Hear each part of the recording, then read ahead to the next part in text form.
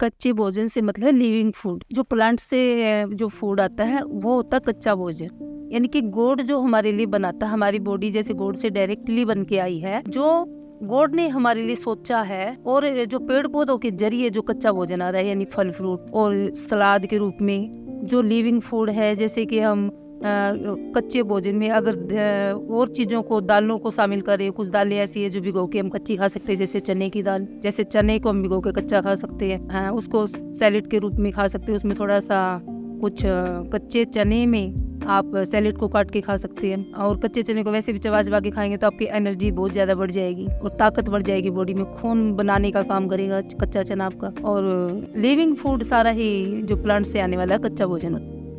तो आजकल आप काफी कच्चा खाना प्रेफर कर रहे हो, जो कि लोग आपके पास आते हैं जी, उनको भी आप यही बताते हो कि हमें कच्चा खाना खाना चाहिए, पका हुआ खाना आप बंद करवा रहे हो। जी बिल्कुल। पका हुआ खाना क्या होता है, कच्चा खाना क्या होता है, थोड़ा सा आप एक बार बता सकते हैं? देखिए, हमारी बॉडी के लिए जो सबसे जरूरी चीज है वो है एनर्जी। एनर्जी के बगैर हम चल फिर नहीं सकेंगे। हम मतलब थके थके से महसूस करेंगे, कोई काम करने का हमारा मन नहीं करेगा जब तक एनर्जी अच्छे से नहीं होगी हमारी बॉडी में। एनर्जी स्रोत क्या होता है? कच्चा भोजन। कच्चा भोजन होता है जब भी हम कच्चा यानी कि फ्रूट खाते हैं या सैलेड खाते हैं, तो आप देखते हैं कि थोड़ी सी देर में हमें फिर से भूख लग जाती है। फिर से अगर हम जूस पी सकते हैं या फ्रूट्स खा सकते हैं। लेकिन जैसे ही आप पका भोजन खाते हैं, यानी उसी सब्जी को यानी सैलेड को आप पका के खाते हैं रोटी के साथ, तो पेट भरा भरा महसूस होता है, एकदम से पेट भर जाता है, पेट भरने का एहसास हो जाता है और आपको कई घंटे तक भूख नहीं लगती। तो आप ये समझिए कि उसने आपकी एनर्जी पे स्टॉपेज लगा दिया बनने पे। बॉडी में अब एनर्जी बन नहीं रही है आपकी, यानी कि पेट भर चुका है।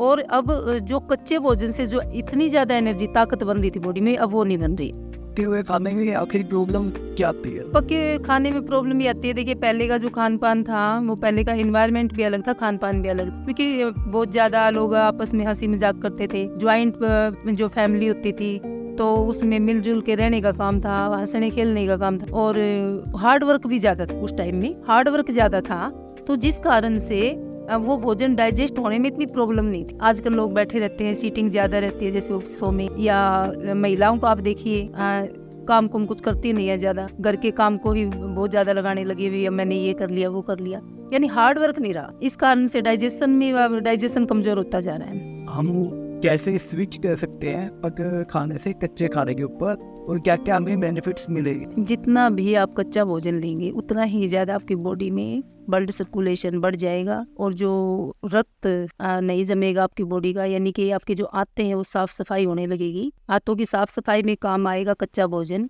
और खून बनाएगा, विटामिन मिलेंगे आपकी बॉडी को, मिनरल मिलेंगे, मृत कोशिकाएं जीवित होने लगेंगी। देखिए, जो लोग प्रॉपर पके भोजन पे हमारे पास जो पेशेंट आते हैं, हम देखते हैं कि उनकी सबसे ज्यादा लीवर की प्रॉब्लम आती है, उनका पेट की अच्छे से सफाई नहीं हो रही है, कब्ज की प्रॉब्लम है, आंतें साफ नहीं है, ब्लड नहीं है बॉडी में, हीमोग्लोबिन कम हो गया है, एनर्जी पावर नहीं है, मतलब थका थका फील करना, थोड़ा सा चलने पे श्वास चढ़ जाना, खून का गाढ़ा हो जाना, ऐसी जो समस्याएं हैं वो ज्यादातर पके भोजन से और डेयरी प्रोडक्ट से ज्यादा बढ़ती जा रही, क्योंकि वो लिविंग फूड तो साथ में ले ही नहीं रही। अगर 12 बजे तक लिविंग फूड ले, यानी कि फलों पे ही रहे, बार बार फल ले, पानी ले, और पेट को यानी कि अन्न से खाली रखें, अन्न ना खाएं 12 बजे तक, तो आंतों की धुलाई का काम होता रहेगा, यानी कि आंतें साफ होंगी और बॉडी को रेस्ट मिलेगा थोड़ा सा।